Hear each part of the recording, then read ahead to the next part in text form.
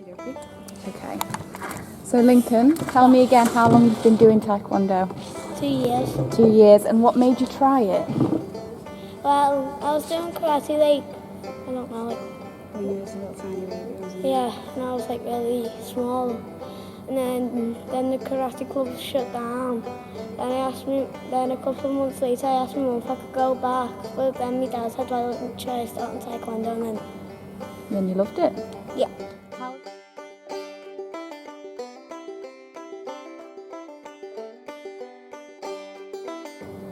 How do you feel when you're in a sparring match?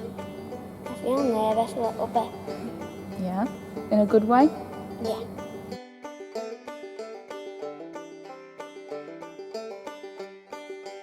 You show Beth some of that hand actions that does to you when you're on the mat. It's like when I'm doing a 360, there's a double spin. Yeah. And then where does he want, if he goes like, where does he want you to land it? The head. And what about body? How does he tell you the body kick? Like that. Like that? And what else? Nice. Yeah. There's a load he does, you remember some. He does that for a chop. That's for a chop. And what else? In that exact way.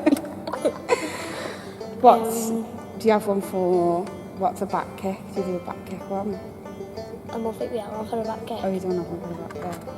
And what's like, if he wants you to move out the way, or? He'll do that. He does that. Nice.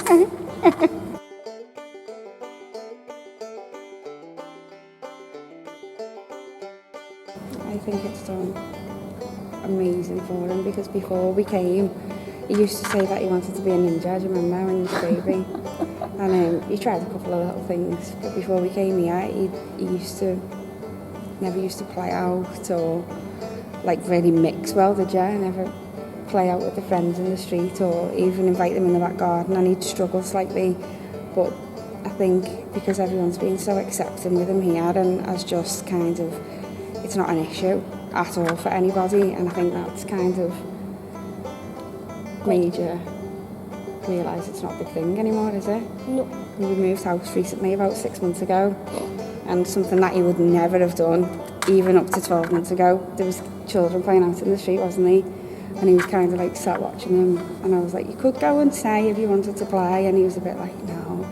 You just wanted to get used to the house for a bit, didn't you? But then after we'd been there for a couple of weeks, he just went out and was like, can I play? And we overheard them, they were asking you about the hearing aids and stuff, wasn't he? Yeah. But he was just like, oh, they just helped me here, and that was that. And that was it, wasn't it? Yeah. And I don't think without the sport side of things, I think he'd have still been segregated. Yeah, when Lincoln first started training with us, he wasn't really happy. Well, he was a happy young lad, as happy young lads are, but he didn't have the confidence within his ability. And obviously, just by training and the amount of time he's been with us, he's got better and better, and he's doing absolutely fantastic.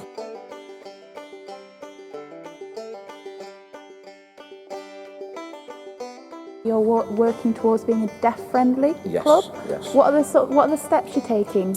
Well, Melissa's on a sign language course, who you already spoke to now, and also I'm getting some training from Melissa to be able to do that. Brilliant. And also, because I've had Lincoln for such a long time through ITF and in WTF, obviously I use that, what we've already progressed with. So I've got a lot of signs for certain kicks that we use, and you know, it's just been a natural progression for me.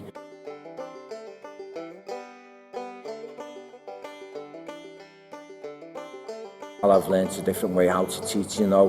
I've recently been on the coaches course, and there's a lot of different teaching methodology within that. So it's been quite good to be able to see that. And I think it was just a case of adapting to Lincoln more than anything, because he was one of my first students when I first opened the club. So when we found out there was an issue, we then adapted the style that would suit Lincoln to be able to allow him to progress.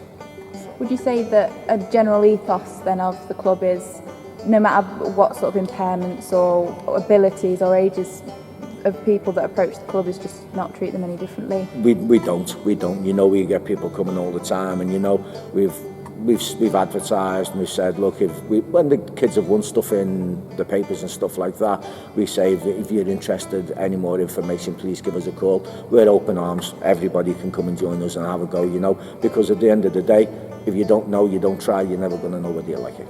And that's my feeling on everything. I believe in life. If you don't ask, you don't get. If you don't try, you're never going to know.